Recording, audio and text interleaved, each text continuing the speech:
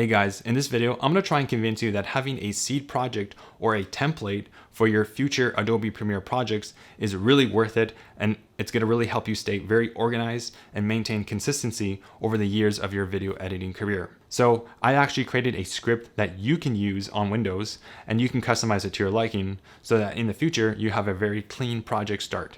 Let's jump into it. Let's see how it works. So here I go into a common folder, and then you can see my project template. So I made a backup of my template. I'm gonna share this on the link in the description of this video. So typically I like to have the shortcut on my desktop so I don't have to go into this folder structure, but I just wanna show you where it is. So what I do is just simply double click it. And in this video, we're actually gonna edit a new video that I'm gonna be creating. And it's about cable management and all the tips and tricks about how to kind of better organize your desk. Anyways, that's gonna be a separate video, but we're gonna call it, let's say, cable management tips, for example. I'm gonna hit enter, and then boom, as you saw that, it just created a new folder with all my structured folders. And here you can see that there's a project. So we're gonna go into the structure of this and how I formed it. You obviously can customize it to your liking. So under the hood, this script is not really doing much. All it's doing is just copying files from one location to another and then renaming it based on the project name that you provided.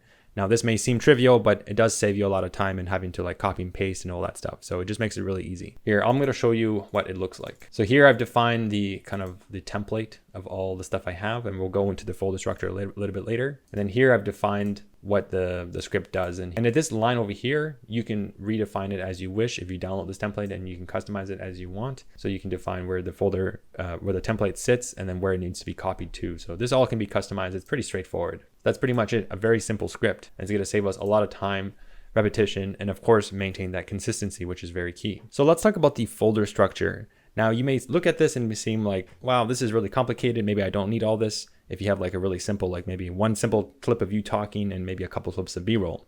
But trust me, when it comes to complex projects and you have multiple different cameras and lots of B-roll and lots of different types of subjects that you're talking about, having this type of organization is really going to help you. So you might be wondering, okay, why is all the folders kind of numbered in this kind of weird way? Well, that just makes it really easy in Adobe Premiere to kind of organize it so that it's always in an alphabetical order, so that you know where exactly to, for example, get your sound effects or your screenshots. So footage is a very basic folder. It's going to capture all the footage. In fact, I'm going to go ahead and plop in the footage from my project. So this is kind of like the entire thing over here. I'm just going to plop that in. Now we have one screenshot, so I'm going to put it in the screenshot folder. So OBS recording is a very interesting tool that I use to record videos. I'm going to talk about that a little bit later and explain why that folder exists. Screenshots obviously are very useful if you're going to be, going onto a website, for example, let's say here, and then take a screenshot, have it saved to that folder. We'll talk about that a little bit later. Sound effects, video effects, which can be like graphics. Maybe you have a logo or some kind of cool like little graphic intro. You can just throw that in there. Soundtracks, of course, something that you want to layer on music.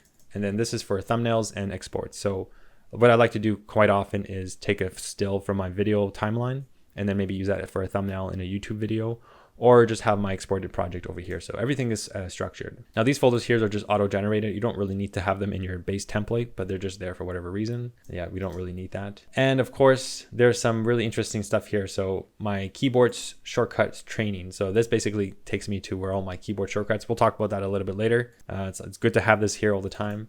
And then here is an index. So just kind of like the structure that I like to keep when I export this video to YouTube. I have some disclaimers and, things that I like to share with people in the description. So as you may notice, there's this cable management tips project, and that was obviously just copied from the base project. So let's go and actually see what is inside. So let's double click it.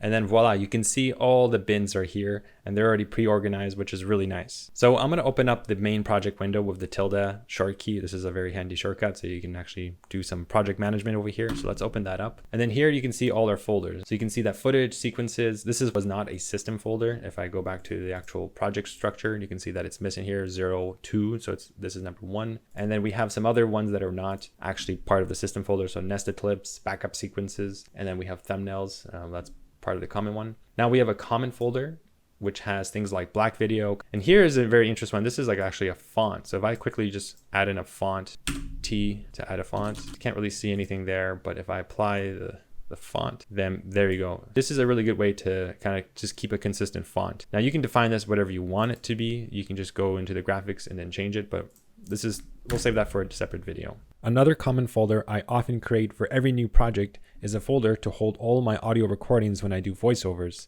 And I also created a default sequence so I can always record into that. I don't have to record into the actual timeline because that can be very annoying when you're trying to overlap. So let's say I'm working right here on this video. I'll just switch to the actual voiceover recording and I just have some stuff in here. And then I can hit the record button and then it's got to automatically start creating clips over here. So I'm recording right now, and then once I'm done recording, it's going to create an audio clip. And what I notice is that when I create a lot of audio recordings, it's going to all start to build up, and then it just gets really messy, especially if you have it in the icon mode. You have all these icons here. So what I end up doing is I have to manually put it in here. So if you know an easier way to automatically record voiceovers into a specified folder, please let me know in the comment section down below.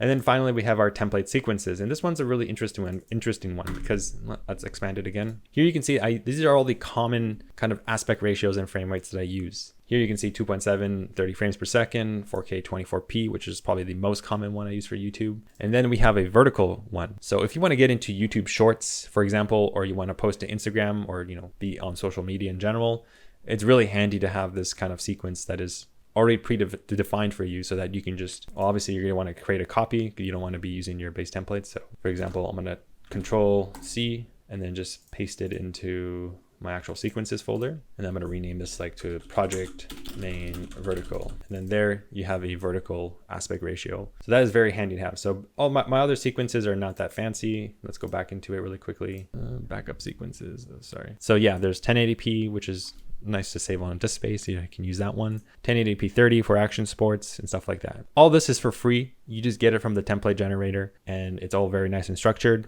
And yeah, so this makes it really easy to kind of just start your project and you don't have to, create all these folders again, repeat it so many times. That would be extremely annoying. After using my template generator for quite some time, I find that my Premiere projects don't become a massive disorganized mess of random items, clips spread out in the root of my folder and all that mess. By having this structure in the beginning with little effort using that seed generator that I provided, you don't have any more excuses to have a messy project structure anymore. Oh, and by the way, if you don't like that really ugly batch shortcut icon for Windows scripts, it's really easy to customize the icon of any batch script. All you have to do is create a shortcut, then right click, go to properties, and then change the icon to the one that I provided.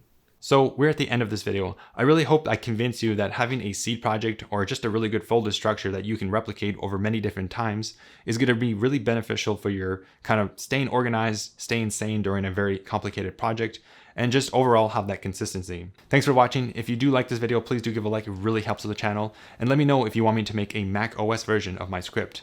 Thanks for watching, and I'll see you in the next video.